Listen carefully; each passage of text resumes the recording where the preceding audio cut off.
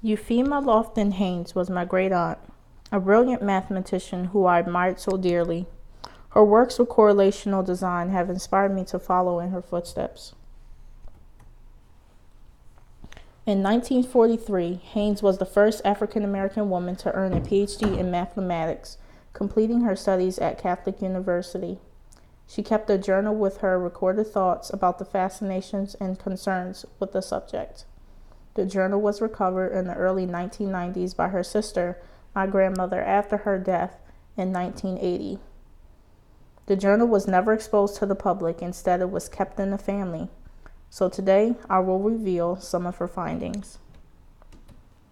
She writes, I have enjoyed using the correlational research designs in the past few months.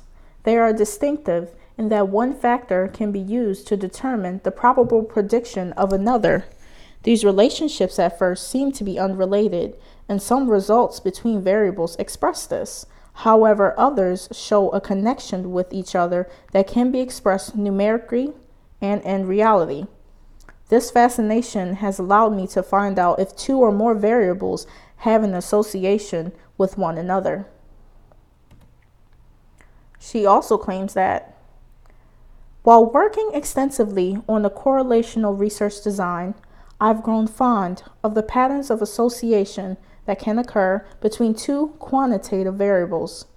There are linear association with variables that can be approximated with a straight line, and alternatively, nonlinear relationships.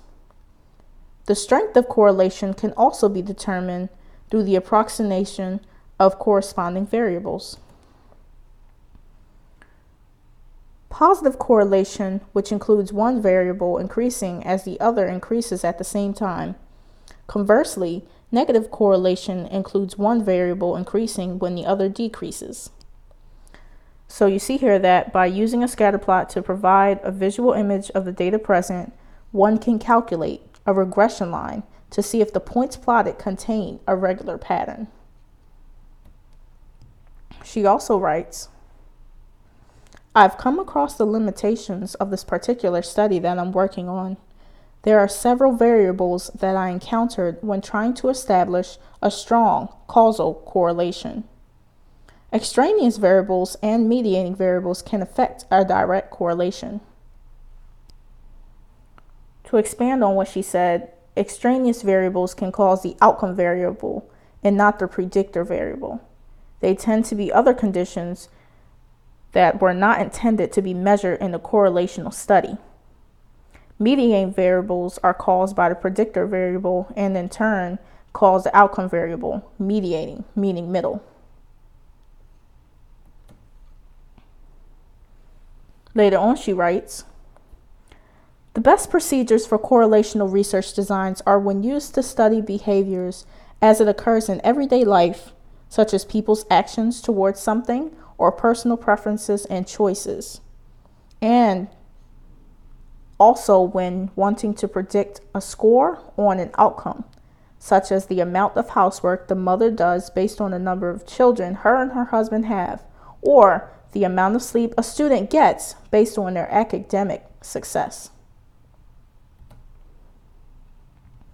Below are the following learning objectives that were presented to you today.